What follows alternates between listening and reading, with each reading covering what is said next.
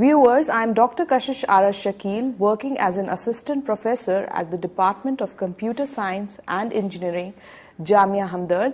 And for this discussion, we have today in our studios Dr. Mansaf Alam. Dr. Mansaf Alam is an associate professor at the Department of Computer Science, Jamia Millia Islamia. We welcome you, sir.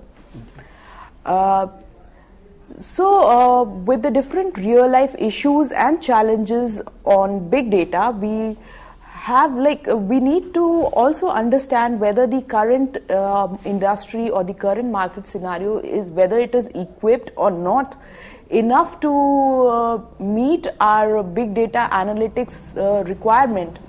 So for that, Dr. Alam, can you explain us something relating to the talent gap which is existing in the current market regarding big data? Okay, Dr. Kashish, big data talent gap is very important right now. So due to the lack of talent for handling the big data, and why it's happened, while big data is a growing field, number of experts available in this field are few.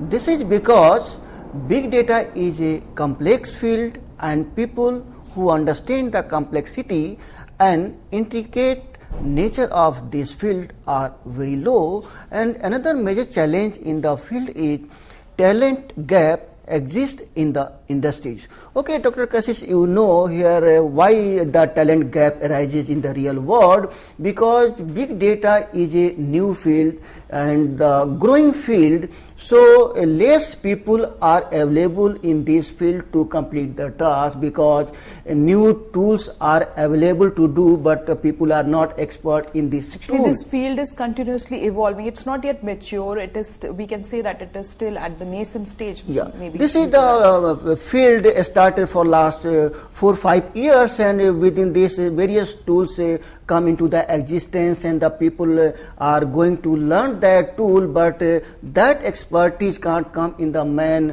after learning the tools. A person using the tools and doing the work, real life work for the 2 years, 3 years on the same tool, then he get the expertise in that field. So you mean that people are gradually learning, but the staff which is already working is not yet experienced enough to handle every kind of situation. Yeah, definitely. Right? Suppose you want to get experience, so expertise come from the experience. If you have 1 year experience in the particular field on a particular tools, so you will be expert in that field. So in this field, not enough people are expert to handle the situation, because in the case of big data, the nature of data is a very complex. It is a complex field. And you can also say that the complexity is very high. So a complex work can't be handled by a normal people. An expert person can handle it easily, Dr. Kashish.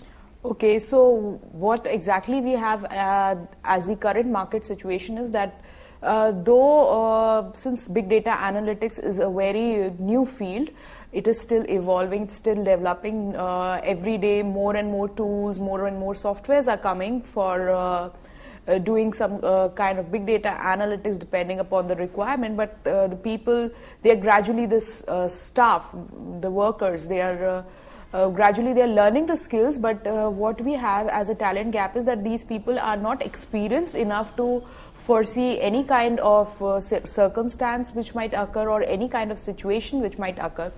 So since big data involves people who are expert in different kind of things, like we need data scientists and we need data analysts as well.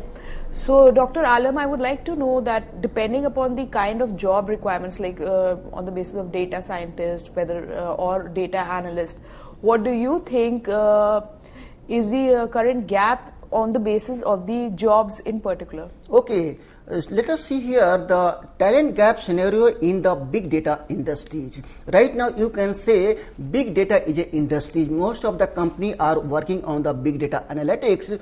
So let us see with the help of a chart the field job and the unfilled job.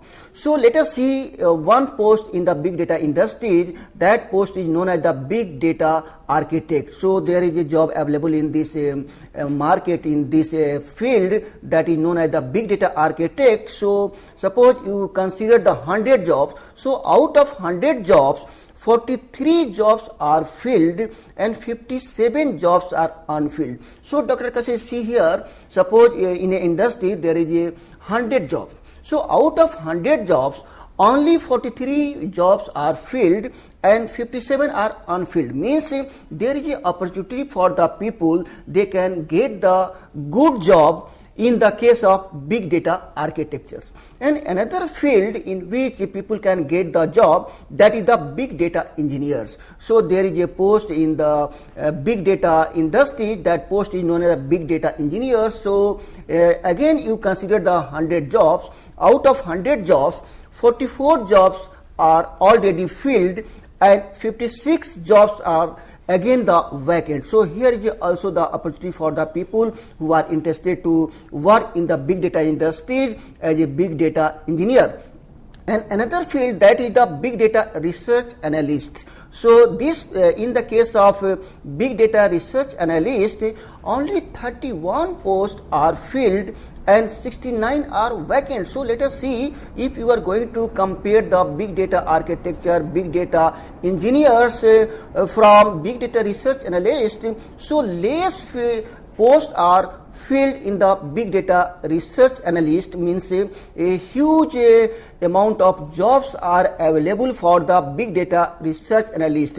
So less people are available to do the research analyst, and that is 31, and the remaining unfilled post, that is the 69. And next type of jobs also available in the market, that is the big data visualizers. And in the case of big data visualizer, you can say only 23 posts are filled and 77 posts are unfilled. And another post, that is the data scientist.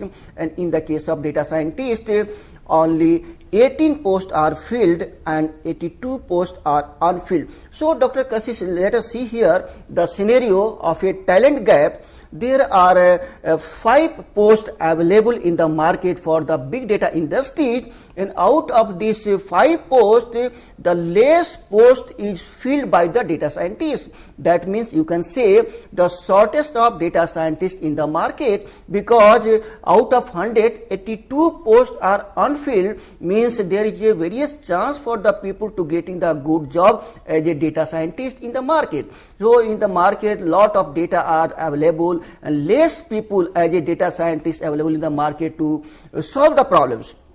And second highest in the job generation, that is the big data visualizers, and it's 77 posts. And you can say, if you are considering the percentage, 77% jobs are available in the market for the big data visualizers. So people are interested to switch over to the big data industry field. They can switch over easily because there are a lot of jobs in the data visualizers, data scientists, and also the data engineers, as well as the big data architects. So if we compare these all 5, so on the bottom, less post is filled by the data scientist and most jobs are unfilled by the, in the case of data scientist post, and on the highest post filled, that is the big data architectures.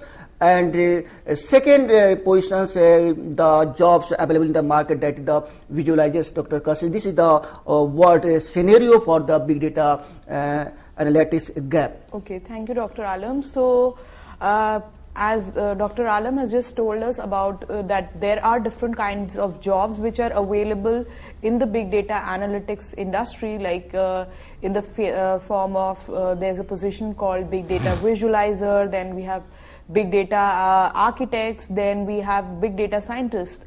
So there are lots of positions which are available, and of course this is just a list. there can be even more jobs, but out of all these jobs we can see that the number of data scientists which are available at present in the industry is the least. So we can say that there is the largest talent gap in the field of data scientists.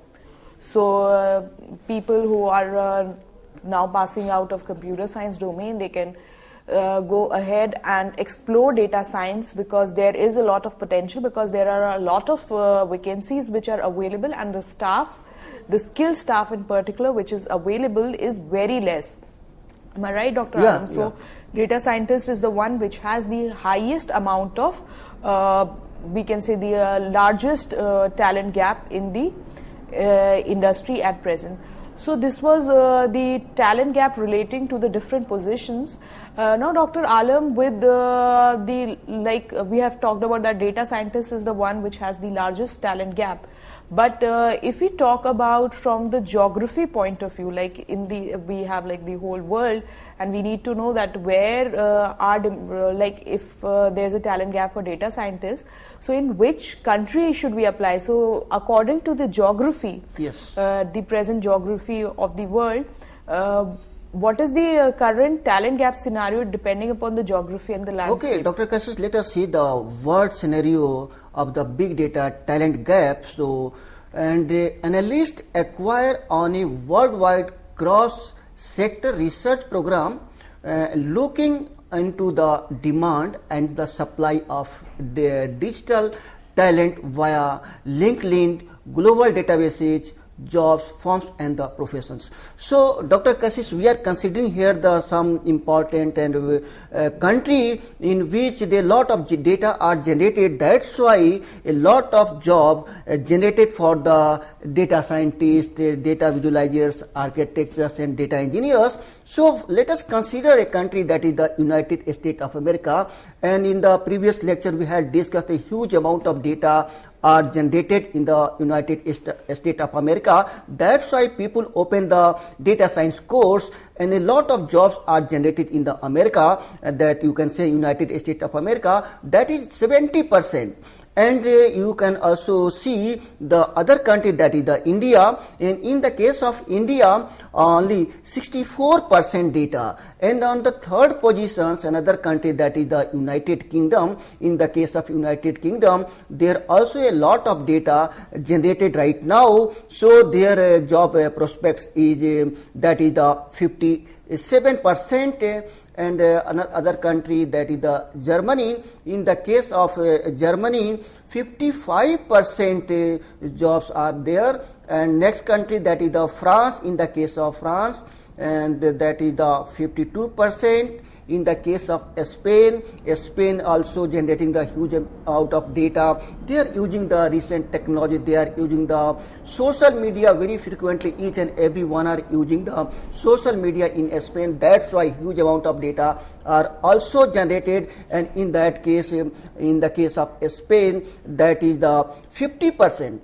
Another country you can also consider, Dr. Kashish, that is the Sweden. Yes. And the case of Sweden, also huge amount of data are generated, and people are generating the job for the data scientists, data visualizers, and data engineers. So that is the 48%. And the Italy, you can say the third last least country where data are generated and job generated, that is the 43%. And another country, that is the Netherlands. In the case of Netherlands, that is 34%. And you can see the global, that is the 55%.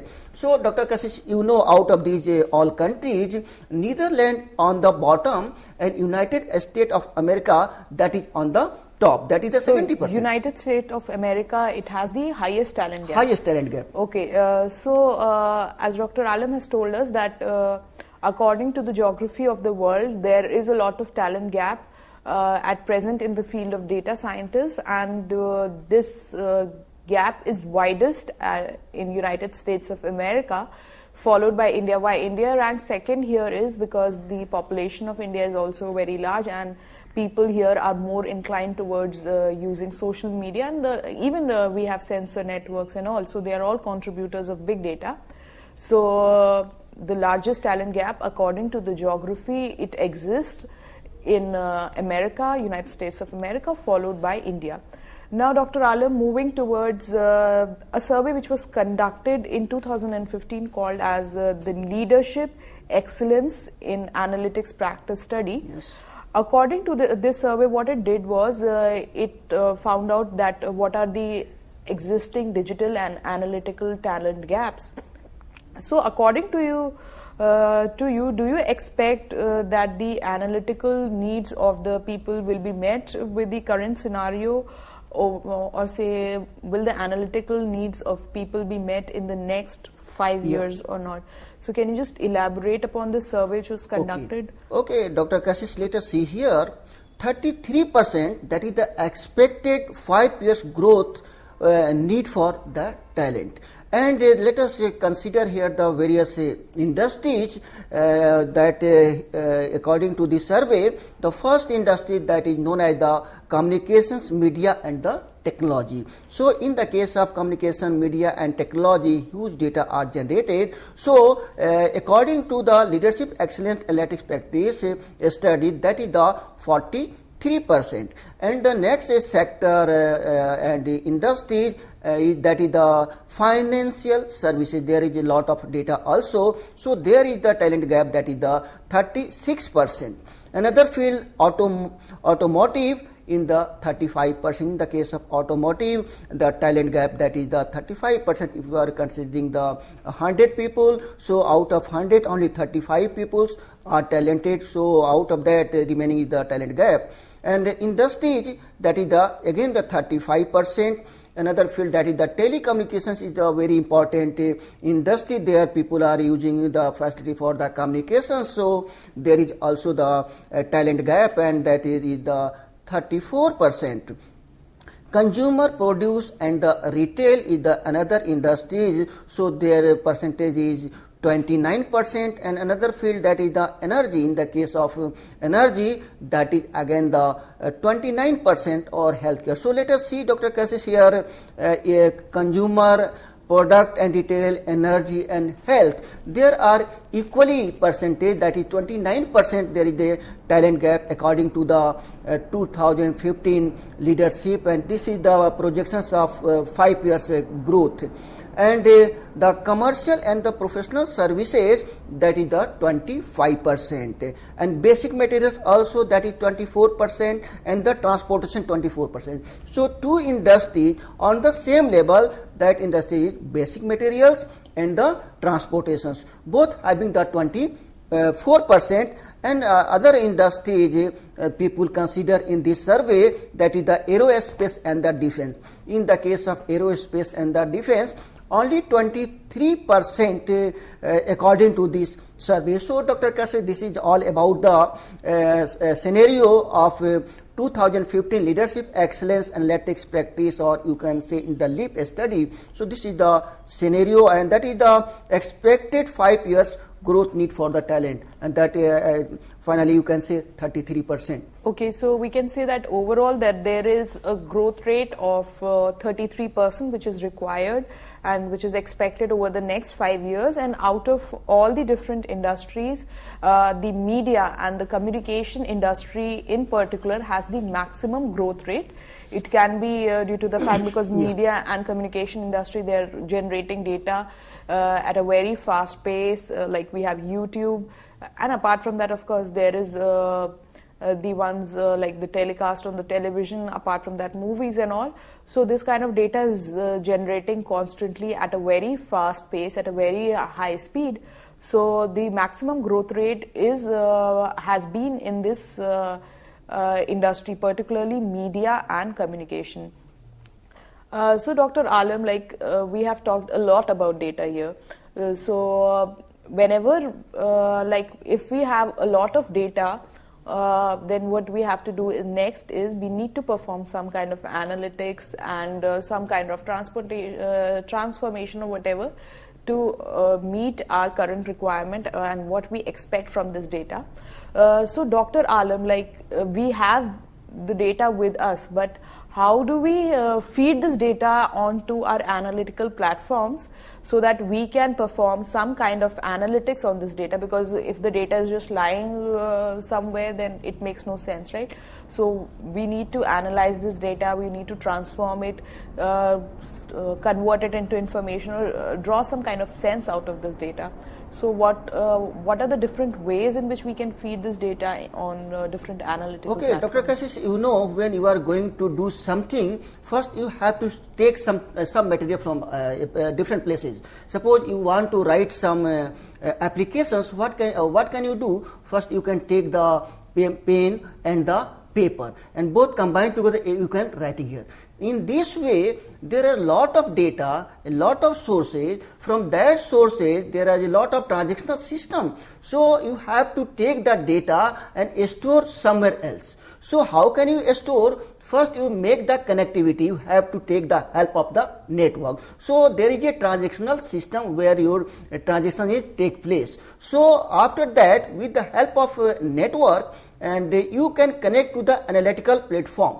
So another, that is the analytical platform, and another component, that is the transactional system, and both are connected via the network. And at the end, a person who are interested to do something, they are interested to analyze the data, that person is known as the data scientist. So in this way, you can send the data from the transactional system to the analytical platform, and then the data scientists can fire their program, they can write the algorithm, they can process the data and get the result. In this way, you can say this is the requirement and the challenges. So let us see here changing requirements. So changing requirement, that is the exploratory nature of the analytical model building activities result in constantly changing data, need a data dictionary.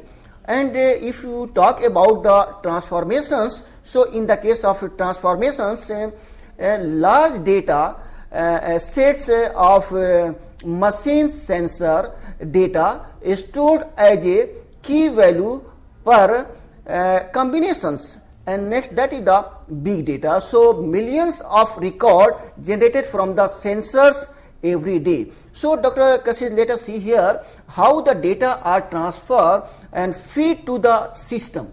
So first you have to transfer all the data into the transactional systems, and from the transactional system you can transfer it to the analytical platform, and then there is a data scientist, they can work. And also that come under the requirement and the challenges, or the changing requirement, transformations and the data. So these all about the how to feed the data for the analytics, and people can do the data analytics after getting the data from the transactional system, and their data come from the various sources. Okay, so if you want, if you have a lot of data, like in form of big data analytics, what we can do now is that if, for example, this data is coming out of different sources, like whether it is coming out from sensor networks or it is coming out from social media like Facebook, what we need to do is we need to gather this data, then we need to perform some kind of transformation so that this data is suited to fit the kind of models which we have developed. So now our data will undergo some kind of transformation. It will be in a changed form, and then this data will be fed into the model, which can perform some kind of applications to it, like if you need to perform some kind of training or fitting of the data, etc. So all these things, they can be done. First you need to gather, then you need to transform this data to suit your model, and after that comes the data scientist or data analyst, whoever wants to perform some kind of analysis on this data. So now your data is ready. It has been fed into the system and it is ready to be analyzed. So Dr. Alam, like we have a lot of data right now, and manually it is very difficult for us, like if we have a new set of data coming up with a very high speed, it is very difficult for us to just continuously manually gather the data, transform it and then feed it into an analytical system. Right, because the speed of the data is very high, which is one of the properties of big data, as we have already discussed in our lectures. So now, can we do some kind of synchronization on this data so that we do not have to do any manual work of this kind? Yes, Dr. Kashish, data are coming from the different sources and the nature of data are different from the different sources. So, there is a need for the synchronization across the data sources. So, as data set become more large and diverse, there is a need to incorporate them onto a analytical platform. And if this is ignored, it can create a gap, lead to wrong insight and the message. So, Dr. Kashish, let us see here data are coming from the different sources. Yes. Suppose you have a different sources like source A, source B, source C. So, data coming from source A is the structured data, data coming from B source is the unstructured data coming from the third source, that is the semi-structured. So, and other type of data also coming. So, there is a system that synchronize these all the data. So, if you are going to synchronize these all data, so it will be incorporate them to the analytical platform. So, that means you have to use the analytical platform to synchronize the data coming from the different sources. And if you are not taking care of it, if you are not synchronizing it, so if you are going to ignore it, then you will face a problem for the gap and lead to the wrong inside the message. So, it is very important for the synchronizations of data across the different sources. Okay, so if we have a lot of sources for data, and of course then we are using this data, transforming it and performing other activities, what we need to do is we need to make sure that this data is properly synchronized, and so that there is no wrong insight which is being taken from the kind of data, because if the data is continuously getting updated, we also need to be ensured that this data, whatever data on which we are performing any kind of analytics, this data is also correct and therefore and updated, of course. So there is a very grave need for your data to get synchronized. Now, talking about data synchronization, we have something called as analytical connectors, right? So how can you synchronize this, your local and your external data, using these kind of analytical connectors? Okay. Dr. Kashish, just before this slide, I was discussing about the synchronizations of different data sources. So, let us see here in the detail, we can synchronize the local as well as external data. So, when you are going to see the data are a local data and the external data. So, first you have to synchronize the local and the external data. And how can you synchronize it? You can synchronize it with the help of analytics connectors. So, by local data, we mean that the data which is within an organization, and external data means the data which is being continuously generated outside, and then we are combining definitely. Through synchronization process and using these analytical connectors. Dr. Kashish, some data are generated within the organizations and some data coming from the outside. That means you have to synchronize both data, local data as well as the external data. Okay. But at that time, when you are going to synchronize it, you have to take the help of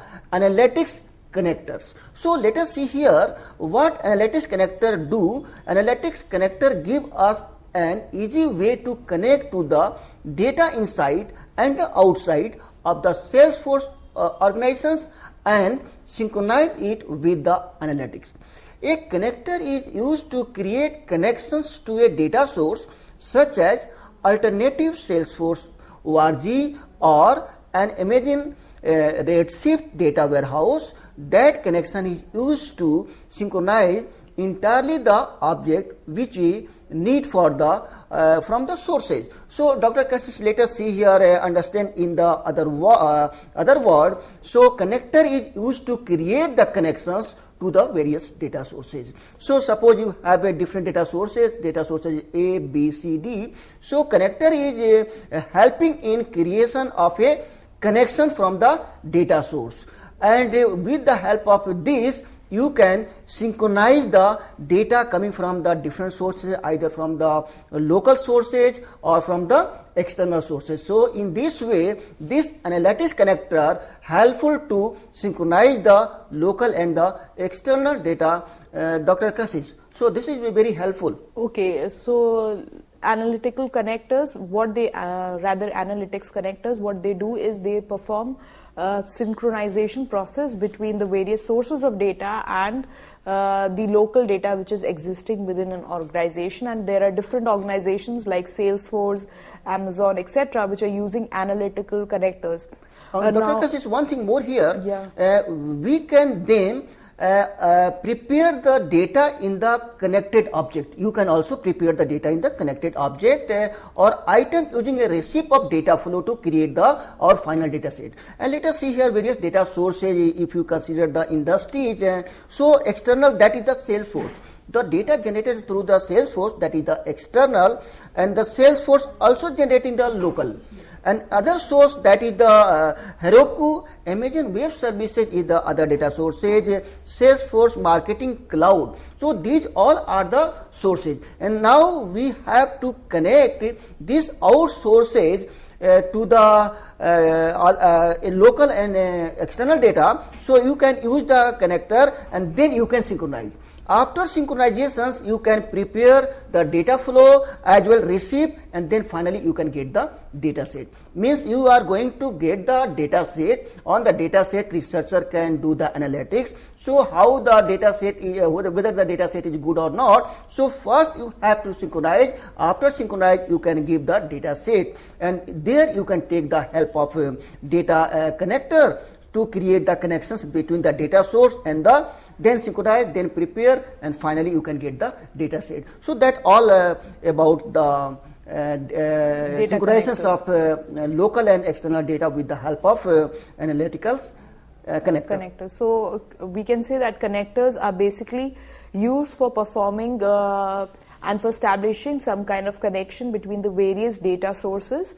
And there are different organizations which are using it, like we have Salesforce, then we have Amazon, etc. So Salesforce being a very old organization which is using this concept, can you enlighten us about the local connectors which are used by Salesforce in particular? Okay, Dr. Kassis, let us see here. Salesforce local connector is the product of a Salesforce company. So Salesforce local connector is the default connector if we are presenting synchronizing object in our local Salesforce org. We are already using this connector. So Blue Sky Solar at present use data synchronized to take its local California cell data into analytics. The organization is using Salesforce local connector to synchronize extra object without having to enhance them to the data flow. So Dr. Kassis, let us see here, right now this Salesforce local connector is used by default. If you can say by default which connector is people are using, so by default Salesforce local connector is generally used. And this time people are using it to synchronize the object in their own local Salesforce. So you can say the example, the Blue Sky Solar. At present, so they are using the data synchronized to take it the local California force. So that all about the Salesforce local connector, Dr. Kassis. Okay, so that was about the different kind of connectors we have, and basically connectors they help in data analytics, like they help in preparing of the data which is then used for data analytics in particularly for establishing connections between the different kind of data sources. And there are different organizations who are using these kind of connectors, and out of all these connectors, since Salesforce is a very predominant company in the market dealing with data analytics, and therefore the local connector which is used by Salesforce is quite popular. Now moving ahead about big data analytics, Dr. Alam, one of the tasks with big data analytics is that we can gain some kind of vision out of the data. We can perform some kind of analytics out of the data and then use this data because there's a lot of data which is available. Then we need to draw some kind of sense out of the data and use it for our own benefits, like for performing, like in a recommender system, data is being used for recommending a particular product depending upon the user's behaviors and activity. So what is your what are your words about this challenge of drawing some kind of vision out of this large data set, particularly big data? Dr. Kashi, let us see here, getting important vision through the use of big data analytics. So first you have to analyze the data and you can get something. So you can get some vision. What can you do in the coming future? If you are looking at the scenario, present scenario, after analytics, after making the analytics for the big data, so you can get something new. You are thinking about the future. So it is important that company gain proper understanding about their data using the big data analytics. So Dr. Kashish, in a company, huge amount of data is going to be generated. So company people should understand about their own data. What is going on? How many data are generated? What are the data means sales, sale and benefit, you can say, and product sale. So what are the scenarios? That means a company have to understand it. And it is also important that the correct department access to this information.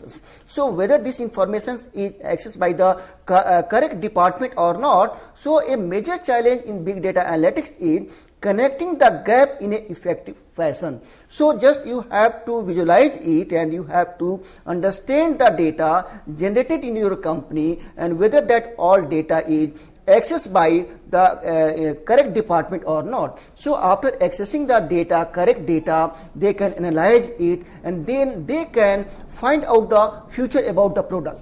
So let us see, Dr. Kashish, one example. Suppose a company and selling a product X and selling the product X2. So after 1 month, after 1 year, the sales of a product X1 is going to be decreased and the sale of X2 is increased. So they can analyze such type of data demand is very high. So in the coming future, they can invest the money or product X, so they can get better benefit from there. So in this way, people are getting important vision through the use of big data analytics. So we can say that big data analytics help the organization in drawing some kind of vision out of their data. For example, like you have said that if there's an organization which is engaged in sales, in particular what they can do is they can now analyze this data and on the basis of that they can make future predictions depending upon their data by drawing some kind of vision out of the data. So doing this task itself is very challenging. Because this thing needs to be 100% accurate, which is not always achievable, right? So generating this kind of accuracy is also an issue.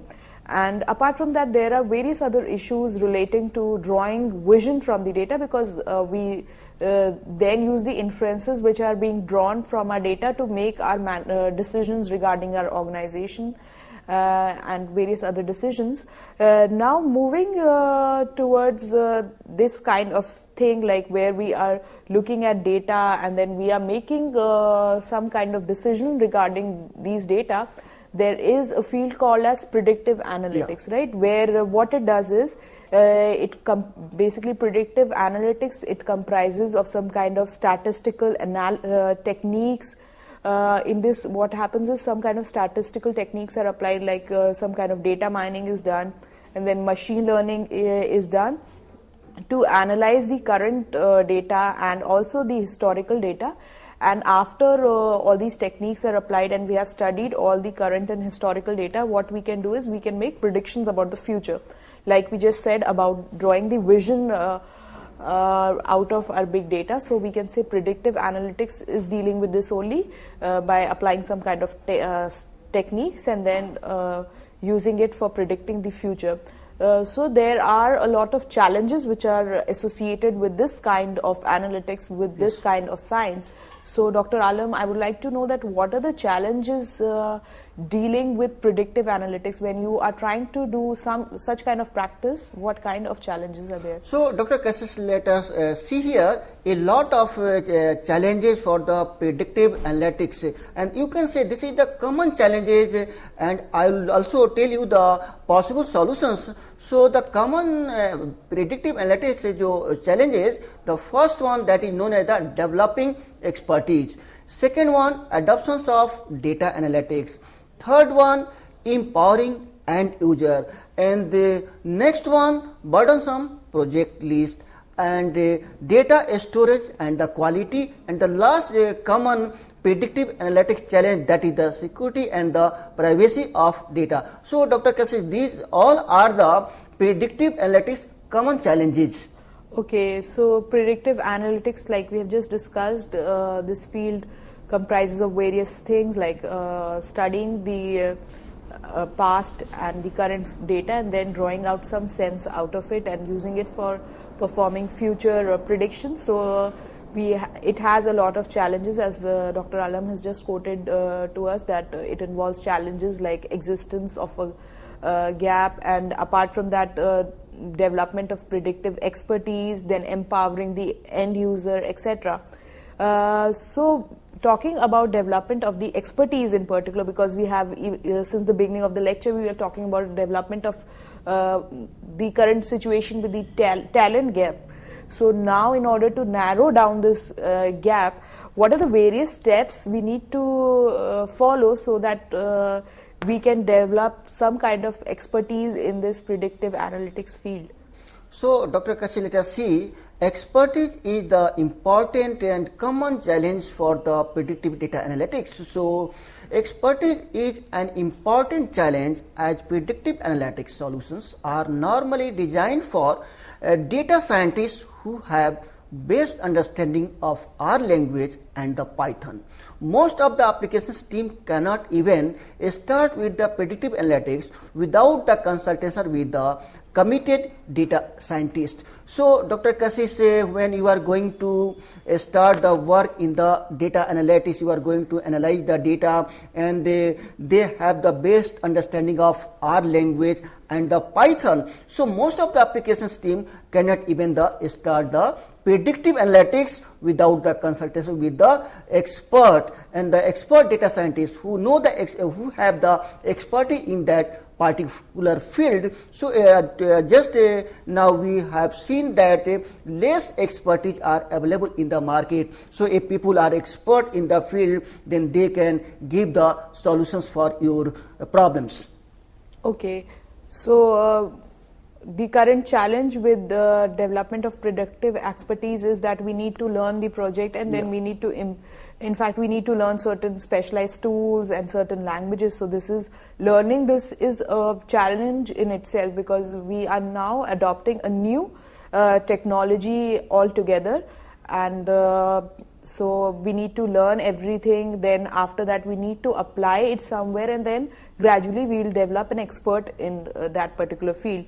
Then so this is about development of expertise. So Dr. Kashish, let us see here one solution for this expertise. How can you solve this type of problems?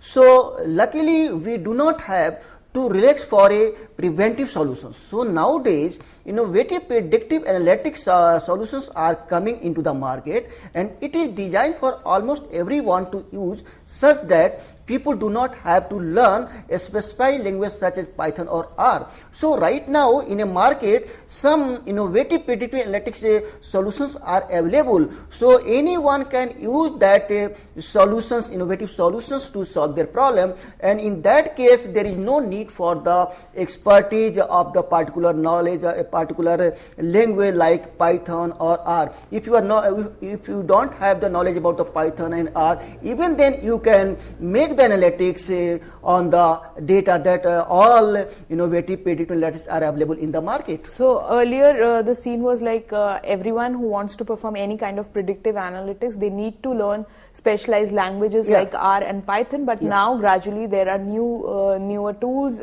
and softwares which are being developed in the market, which is common for all, and people do not have to learn these kind of specialized languages, but this is a challenge because these tools are even getting gradually developed.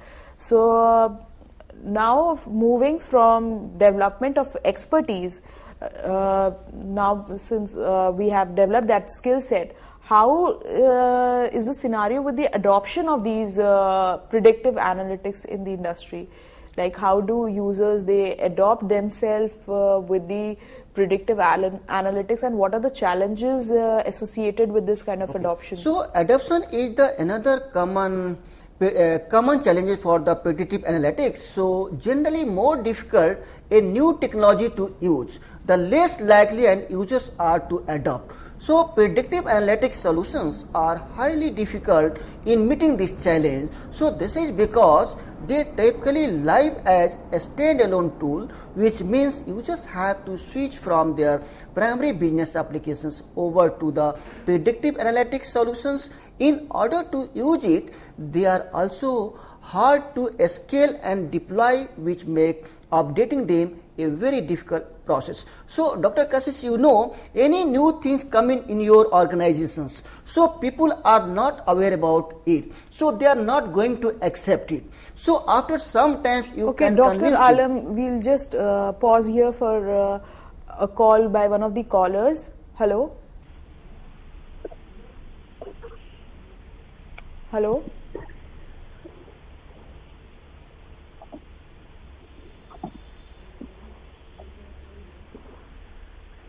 Hello?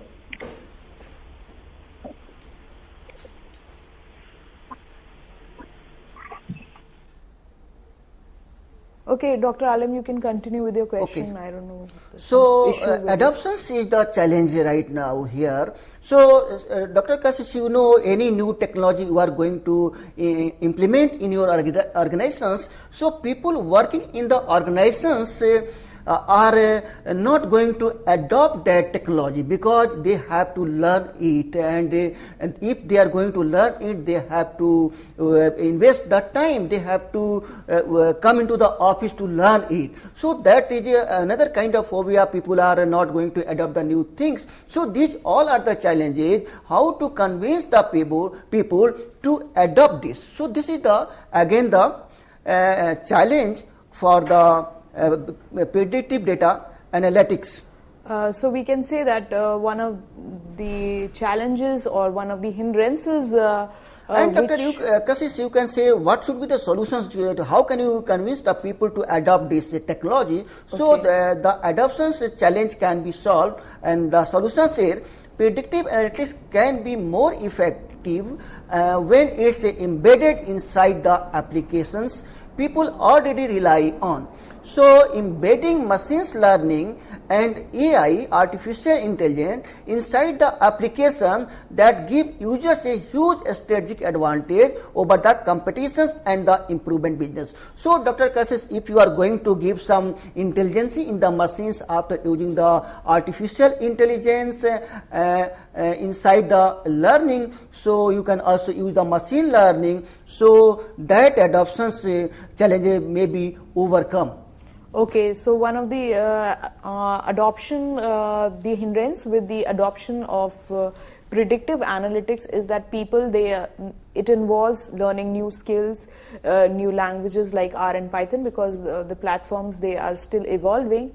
Therefore, this is one of the major hindrances, that you need to learn a new technology, a new technique in order to handle this kind of data and perform some predictive analytics. So this was one of the hindrances which prevented people from adoption of predictive analytics. But now gradually new platforms are being developed, and they are developed in such a manner that these kind of, say, if certain kind of algorithm, certain kind of model or some kind of method is required, this kind of method is now getting embedded into our already existing platform. So it is easy for people to use and even easier to adopt. So this is how we can ease out with the phobia of adoption of something new.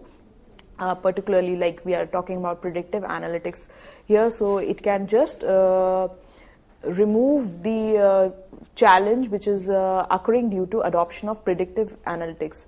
So talking about business pressure, because naturally if we have a caller, Dr. Alam, we have a caller, Okay. so we'll take the question. Yes? Hello? Yeah? I have a question, ma'am.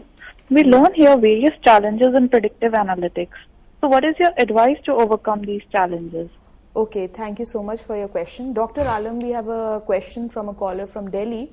What they have asked is, when we are talking about predictive analytics in particular, we need to learn about the various challenges.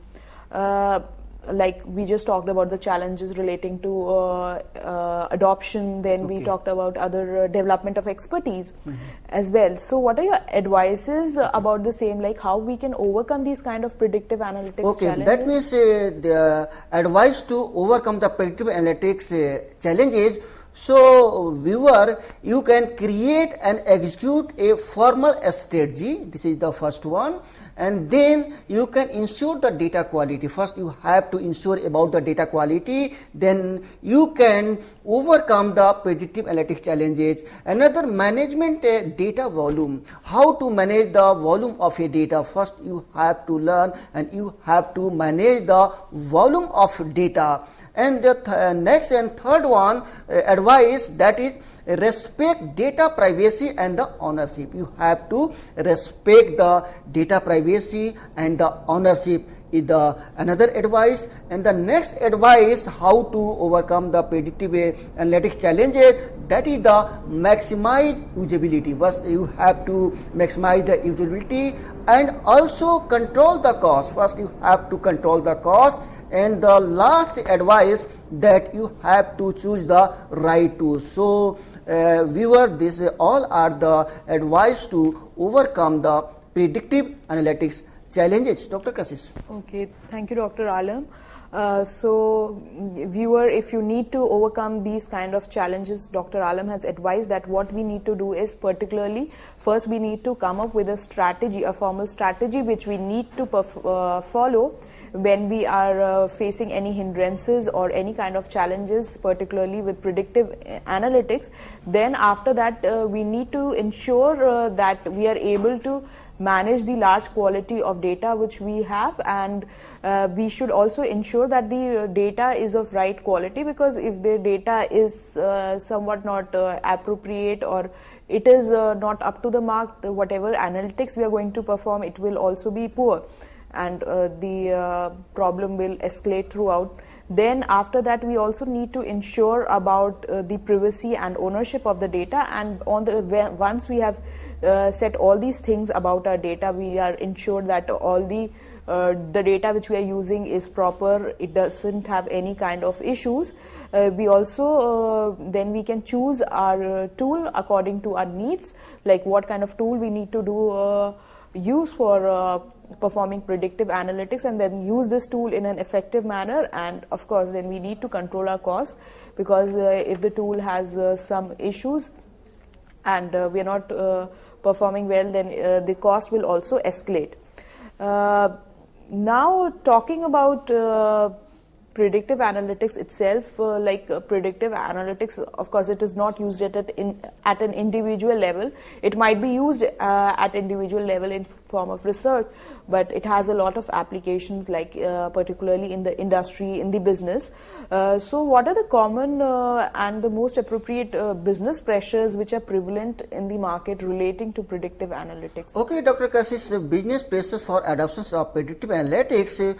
First one, increase client loyalty and satisfaction is a reason to adopt predictive analytics. And the second reason, that is the improved growth strategy, that make the pressure for the business in adopting the predictive analytics. And the third one, process inefficiency discovery.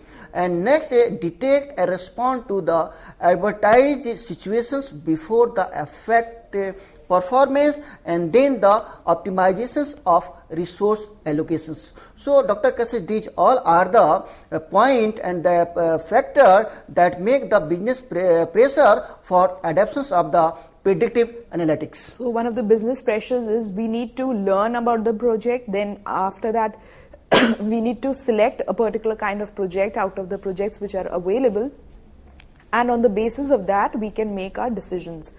Now, moving further, what are the challenges of predictive analytics? Can you explain? Okay, so challenges to analytics adoptions, and that is the close to half respondent in a Forbes survey. According to this survey, the executive at Indian firms say biggest hurdle to great adoptions of analytics is poor integrations with their business process. So let us consider here the business process, that is 45%, and that is the analytics insight are not well integrated into current process. And next, that is the skills, that is the challenge to analytics adoptions, people who need to take the action to not have the required skills, and that is the 36%. Another, that is the organizational design, so interactions between various people group does not function well, and that is 31%.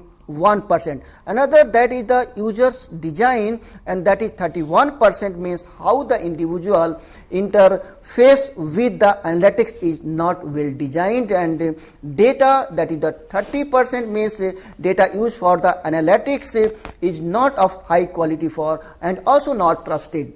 And the last, that is the incentive, that is the 24%. So action the analytics suggests are not aligned to the current implied incentive. So these all are the challenges to analytics adoptions. Okay, thank you, Dr. Alam, for such a wonderful lecture, and for coming to our studios and discussing about predictive analytics and various other challenges in the field of big data.